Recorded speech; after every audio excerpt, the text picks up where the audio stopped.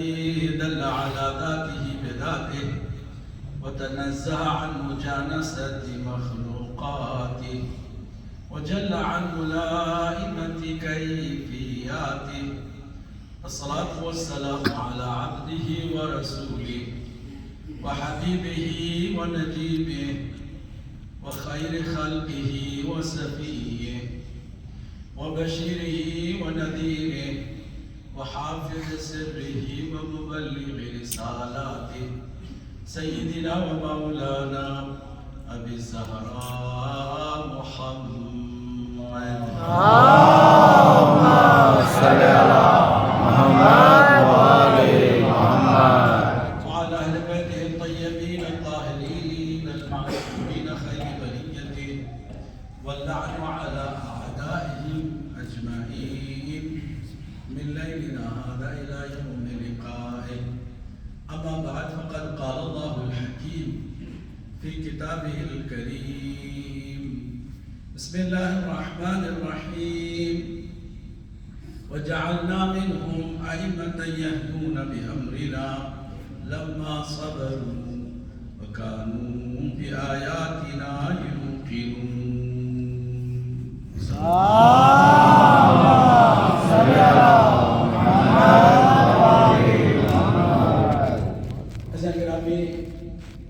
مجالس کے سلسلے کی یہ تیسری مجلس ہے اور ان مجلسوں میں ہمارا عنوان ہے مقام ولایت و امامت سید کائنات سلام اللہ علیہ کی نظر.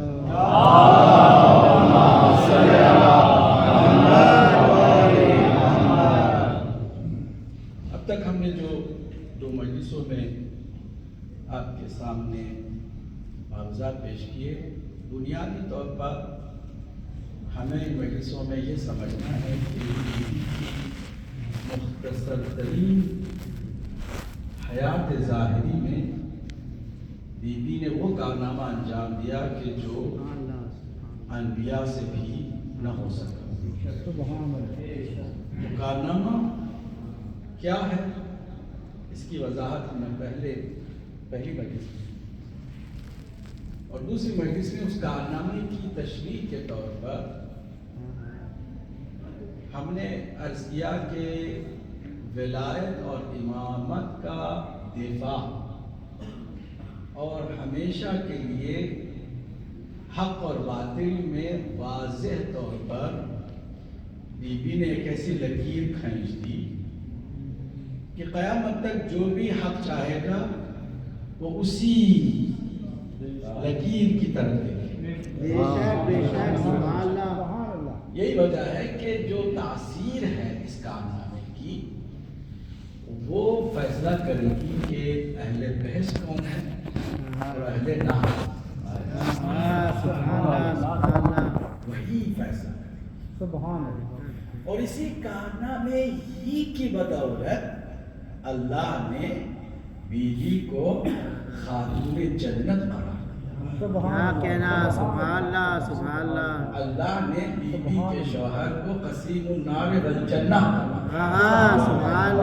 اللہ نے بی بی ہی کے دو فرزند کو سیدہ جوانات جنت. اللهم صل على محمد وآل محمد. عام طور سے کہا جاتا ہے کہ کسی بھی وقت ایک وقت ایک سے زیادہ سردار نہیں ہوا کرتا. جنت واحد جگہ ہے کہ جہاں پانچوں کے پانچوں سردار ہیں. یہ صرف بی بی ہی کے اس کارنامے کا نتیجہ ہے کہ جس کارنامے کی بدولت فیصلہ ہو رہا ہے جنت و جہنم کا. اور ان شخصیات میں ذرہ برابر بھی کوئی فرق ہوتا تو ایک وقت میں سب کو سرداری نہ ملتی. ذرہ برابر فرق. یہی وجہ ہے کہ نور واحد ہی ہے کہ جو اس وحدہ لا شریک کے ذریعے سے 5 میں مقسم ہوئی ہے، اگر حقیقت میں ایک ہی نور ہے۔ نور کے نام الگ الگ دے دیے گئے، نور کے نام کوئی محمد ہے، کوئی علی ہے، کوئی زہرا فاطمہ سلام اللہ علیہ،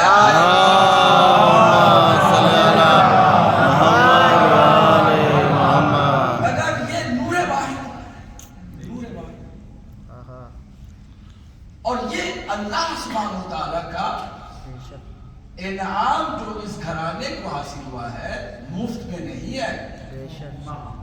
اللہ ہم سب کو بے استحقاق عطا کرتا ہے، بے شک بے شک، ہم کسی چیز کے لائق نہیں ہیں پھر بھی اس کی عطا جاری ہے۔ کیا کہہ رہا سبحان اللہ۔ اگر ان ہستیوں نے وہ قربانیاں دی ہیں اور وہ کارنامے انجام دیے ہیں کہ جن کارناموں کے بدلے میں پوری کائنات کا اختیار دے کر کے بھی اللہ کا شکریہ ادا کرتا ہے۔ سبحان اللہ سبحان اللہ سبحان اللہ۔ اسی تصرف پہ کائنات کے اختیار کا نام ولایت ہے۔ سبحان اللہ۔ کل ہم نے اس پر قدر تشریح کے ساتھ گفتگو کی، مگر 3 سوال تشنے جواب رہ گئے۔ بے شک، آج آپ چاہیں گے جواب سنیں؟ بسم اللہ بسم اللہ۔ پہلا سوال یہ کہ کیا آپ کی گفتگو سے ہم یہ سمجھے کہ شریعت کے مقابل میں ولایت ہے، کہ شریعت میں جو چیز منع ہے وہ ولایت میں نہ تنہا جائز ہے بلکہ ضروری ہے؟ بے شک، کیا شریعت اور ولایت میں کوئی تضاد ہے، کوئی تناقض ہے، کوئی کانٹریڈکشن ہے؟ اگر نہیں ہے تو ہم کیسے دونوں کو صحیح سمجھیں؟ بہت علمی سوال ہے اور ہر عالم کے ذہن میں یہ سوال پہلے آتا ہے، بعد میں جو جو علم کے قریب آتا ہے وہ اس سوال کے بھی قریب آتا ہے۔ سبحان یا اللہ۔ پھر اس سوال کے ذریعے سے کوئی عالم بڑھا سکتا ہے، لوگوں کے ذہنوں کو خراب کر سکتا ہے، اور یہی ہوتا رہا ہے۔ ہمیشہ جو سوال تشنے جواب رہ جاتے ہیں انہی سوالوں کو ٹول بنا کر کے چالاک قسم کے مولوی لوگوں کو گمراہ کرتا ہے۔ کیا کہہ رہا سبحان اللہ۔ ایک ایک لفظ کو بہت احتیاط سے ادا کر رہا ہوں کیونکہ سننے والے صرف آپ کویت میں جو مومن بیٹھے ہوئے وہی نہیں ہے، اور ہمیں جب کوئی بات کرنی ہے تو وہ اتنی پکی کرنی ہے کہ 100 سال کے بعد بھی کوئی سنے تو یہ نہ کہے کہ اس نے بکواس کی تھی، اللہ اکبر، کیا کہہ رہا سبحان اللہ۔ بلکہ 100 سال کے بعد بھی کوئی سنے تو تصدیق کرے، کہے کہ کیا خوب انہوں نے وضاحت کر دی تھی۔ بے شک بے شک سبحان اللہ۔ اسی بنیاد پر میں اس سوال کو میں دہرانا چاہوں گا تاکہ آپ کے ذہن میں وہ سوال واضح ہو جائے۔ جب تک سوال واضح نہ ہو جواب چاہے کتنا ہی واضح ہو سمجھ میں نہیں آئے گا۔ سوال کا پہلے سمجھنا ضروری ہے۔ سوال یہ کہ ہم نے کہا کہ حضرت موسیٰ علیہ السلام نے شریعت کے قوانین کے پیش نظر اعتراض کیا تھا، کوئی ایسی نعوذ باللہ جاہلانہ بات نہیں کی تھی۔ بے شک، اعتراض بہت ہی حد بجانب تھا، بے شک، شریعت کے احکام کے مطابق تھا، اور پھر ادھر ولایت والے نے ٹوکا، ٹوک کر کے کہا کہ جو ہم سمجھتے وہ آپ نہیں سمجھتے، آپ آگے نہیں بڑھتے، آپ کو اس کا نام ولایت دے دیا۔ تو کیا ولایت شریعت کے مقابل میں ہے؟ کیا ولایت اور شریعت کے درمیان کوئی تصادم ہے، کوئی تناقض ہے؟ کیا اس کے درمیان کوئی کانٹریڈکشن ہے؟ جواب نہیں۔ کیوں نہیں؟ اس لیے کہ شریعت بھی اللہ کو کی رضا حاصل کرنے کے لیے ہے، بے شک، اور ولایت بھی اللہ کی رضا حاصل کرنے کے لیے۔ سبحان اللہ سبحان اللہ۔ آسان کر دوں، شریعت بھی اللہ کی جانب سے ہے، بے شک سبحان اللہ۔ ولایت بھی اللہ کی جانب سے ہے، کیونکہ جو اللہ کی جانب سے ہوگا اس میں کوئی تضاد نہیں ہوگا، نہیں ہوگا۔ یہی وجہ ہم کہتے ہیں نا کہ اگر آپ غلطی سے بھی کسی حدیث باقر کی امام صادق کے نام سے سنا دے یا 8ویں امام کے نام سے سنا دے تو آپ نے کوئی غلطی نہیں کی، اس لیے کہ یہ سارے کبھی آپس میں اختلاف کرتے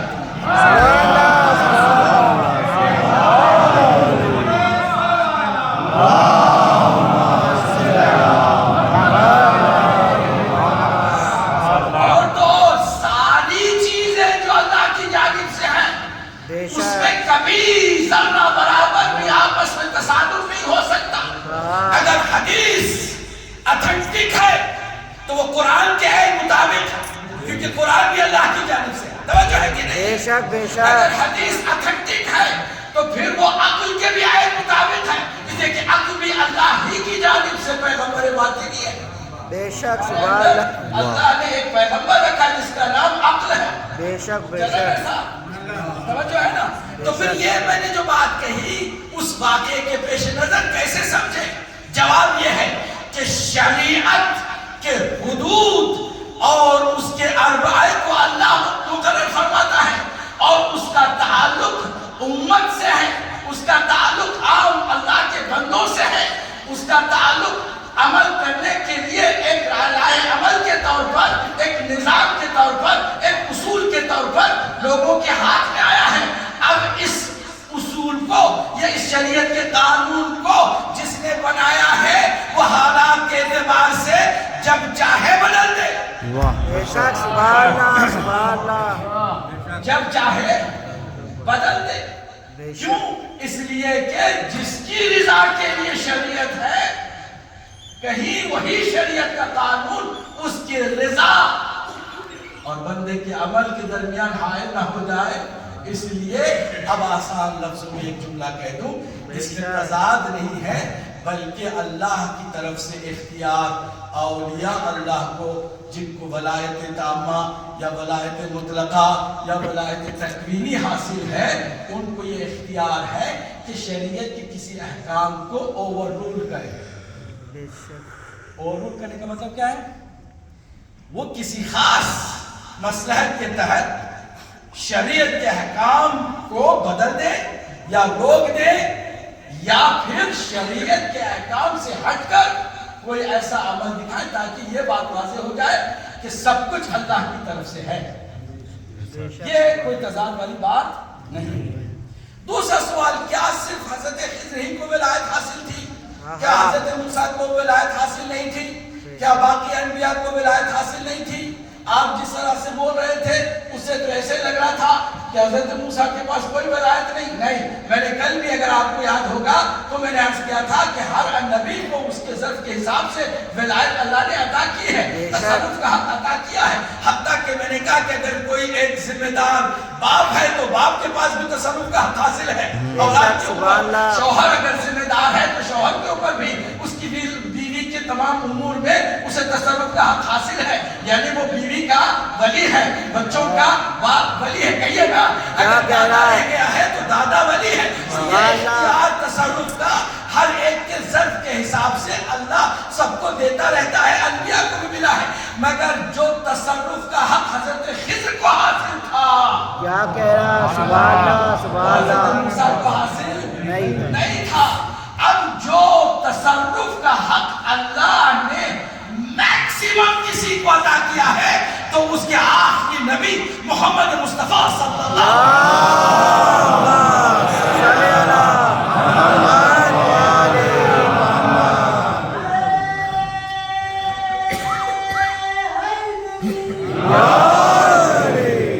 میکسیمم ولایت اللہ نے کس کو عطا کی ہے؟ کہیے نا، ہم سب کے آقا اور مولا نور مجسم مصطفیٰ محمد مصطفیٰ صلی اللہ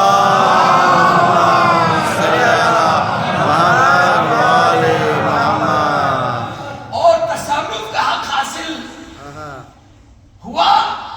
اللہ نے اعلان بھی کیا اور قرآن مجید میں باقاعدہ سند کے طور پر اس تصرف کے حق کو اللہ نے لکھ دیا۔ سورہ احزاب، نبی جو تم آ کر کے کلمہ پڑھ رہے ہو یہ دھیان میں رکھتے ہوئے کلمہ پڑھنا اللہ اکبر کہ وہ تمہارے نفسوں پر تم سے زیادہ، کیا کہہ رہا، سبحان اللہ سبحان تمہارے اللہ نفسوں پر تم سے زیادہ تصرف کا حق رکھتا ہے. اگر اس کے لیے تیار نہیں ہو تو آنے کی ضرورت نہیں ہے، کلمہ پڑھنے کی ضرورت نہیں ہے. کیا کہہ رہا، پڑھ لو گے تو اس کا مطلب یہ ہوگا کہ تم اپنے بارے میں بھی وہ حق نہیں رکھتے جو نبی کو حق حاصل ہے. سبحان اللہ سبحان اللہ. نبی اولا بالمؤمنین من انفسہم، ان کے نفسوں سے زیادہ مومنین پر نبی کو حق حاصل ہے. بے شک بے شک. اسی بات کا تو سرکار نے پہلے اقرار کیا. واہ جملہ آج مسلمانوں میں جا رہا ہوں، میرے بعد علی کو مولا ماننا، تو آپ کہیں چلو ہم مانا دوست کا لیتے ہیں تو علی سے دوستی کر لیتے. کیا کہہ رہا، سبحان اللہ. آپ کے پر چھوڑا ہی نہیں، سرکار نے پہلے آپ سے اقرار لیا. سبحان اللہ. اولا بکم من انفسکم، تمہارا قرآن مجید میں تم نے نہیں پڑھا، تم نے کلمہ پڑھتے ہوئے اس بات کو نہیں سمجھا تھا. سب نے اس وقت کہا تھا بلا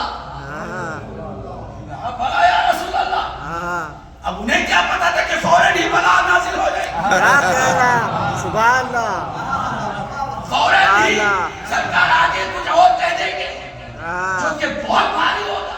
کیا کہہ رہا، وہ کیا توجہ کہ میں اب جس کا مولا، میں اس کا مولا.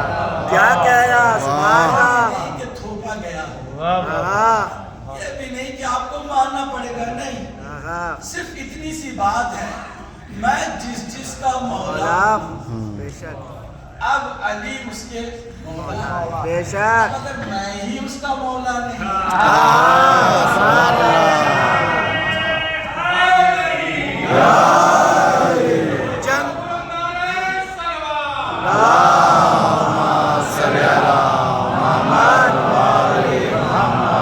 جنگل پار کرتے ہیں نادے علی علی، ہم سب کی مشکل حل کرو، مشکل کشا علی. نعرے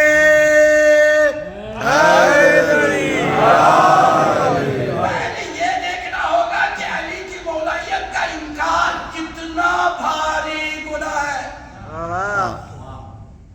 علی کی ولایت کا انکار بعد میں، سب سے پہلے وہ انکار کے کہہ رہا ہے کہ ہم نبی کو نہیں مانتے مولا،